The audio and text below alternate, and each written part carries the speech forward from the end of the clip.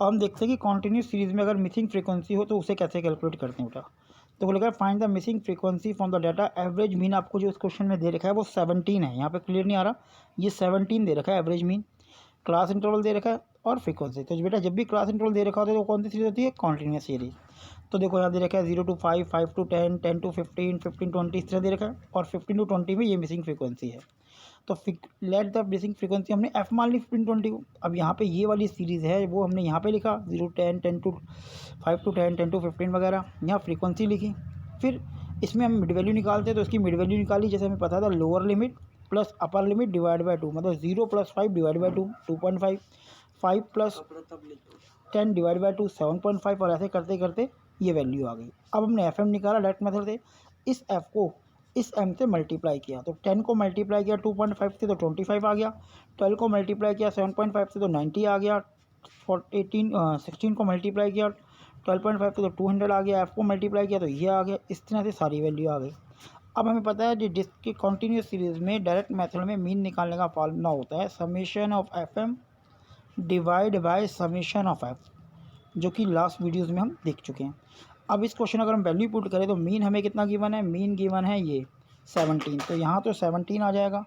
Summation of F M जो आएगा वो आएगा 1165 प्लस 17.5 एफ, क्योंकि ये 17.5 है बेटा, यहाँ प्रिंट नहीं हो रहा है, 17.5 एफ है, और डिवाइड बाय एफ में आ जाएगा 70 ये वैल्यू प्लस एफ। ठीक है, अब इसे हम कैलकुलेट अगर करते हैं, क्रॉस मल्टीप्लाई करते हैं, तो ये 70 प्लस एफ 17 से मल्टीप्लाई होगा। इसे मल्टीप्लाई करने के बाद हमारा वैल्यू निकलेगी 1190। जब ये 17 इससे मल्टीप्लाई होगा प्लस एफ से मल्टीप्लाई होगा तो 17f इक्वल टू ये है 1165 और प्लस 17.5f। अब 17.5f को मैं इस साइड लाऊंगा और 17 से माइनस करूंगा तो वैल्यू आएगी 0.5f इक्वल टू 1165, और इसको इधर ले जाऊंगा और इसको ये माइनस की वैल्यू आएगी बेटा, क्योंकि ये 17 है और 17.5 है। इसको अगर मैं यहाँ ले जाऊंगा तो 190 से माइनस करूँगा तो माइनस के कितना निकलेगा, ये माइनस के 25, तो इस पॉइंट इस नेगेटिव से नेगेटिव कैंसिल, इस 0.5 को 25 से डिवाइड करूँगा तो जो मेरा आंसर आएगा वो आएगा 50। तो जो एफ़ निकला वो 50 निकलेगा। तो इस तरह से हम कॉन्टिन्यूस सीरीज़ में मिसिंग फ्रीक्वेंसी को कैलकुलेट करते हैं। अगर आपको लेस देन सीरीज़ दे रखी हो तो उससे मीन कैसे निकालते सीखते हैं। अब लेस देन 20 कितना दे रखा है, 5 लेस देन 30, 22 लेस देन 40, 45, तो उसको पहले हम कन्वर्ट करेंगे कॉन्टिन्यूस सीरीज़ में। तो 0 to 10, अब इसे कोई 10 का गैप है तो 10 to 20, 20 to 30, 30 to 40, 40 to 50, तो उसको हमने ऐसे कन्वर्ट कर दिया। अब बात होती है ये, तो ये तो लेस देन, तो ये बेसिकली ये सी एफ होता है बेटा, क्यूमुलेटिव फ्रीक्वेंसी।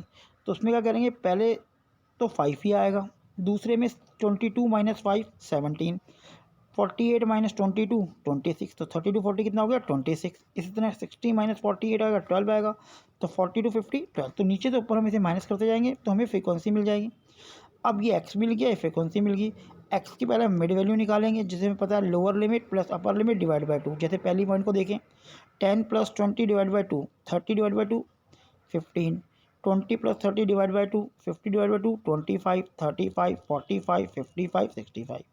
फिर डी निकालेंगे, डी का हमें पता है ऑलरेडी हम पढ़ चुके हैं, एक एज्यूम 45 मान लिया और हर वैल्यू को 45 से माइनस करते चले गए तो डी आ गया। जैसे 15 - 45 माइनस के 30, 25 - 45 माइनस के 20। फिर डी डैश निकाला, इसमें बड़ी से बड़ी वैल्यू 10 से डिवाइड हो सकता है ना, तो सी 10 हो गया, तो हर वैल्यू को 10 से डिवाइड कर दिया। 30 divide by 10 3, 20 divide by -2 -10 divide by 2 -1। अब इसमें इस एफ को हम इस डी से मल्टीप्लाई करते हैं डी डैश से, तो एफ डी डैश आता है 5 × -3 -15, ऐसे करते करते ये समेशन ऑफ डी निकलेगा, ये समेशन ऑफ एफ निकल गया। अब इसका मीन अगर आपको निकालना है तो हमें ऑलरेडी पता है कि मीन का फॉर्मूला इस केस में क्या होता है, वैल्यू पुट करोगे सीधा बेटा ए प्लस ब्रैकेट में summation of F D dash summation of F multiply by C. तो यहाँ पे ए जो है वो हमारे पास 45 है, समेशन ऑफ एफ डी कितना है -18 है, समेशन ऑफ एफ कितना है 100 है और सी कितना है 10। अब इसको आप पूरा कैलकुलेट खुद करोगे और इसके बाद इसको सॉल्व करने के बाद जो इसमें हमें इसका आंसर मिलेगा वो हमारा आंसर आएगा 43.2 वैल्यू पुट करने के बाद।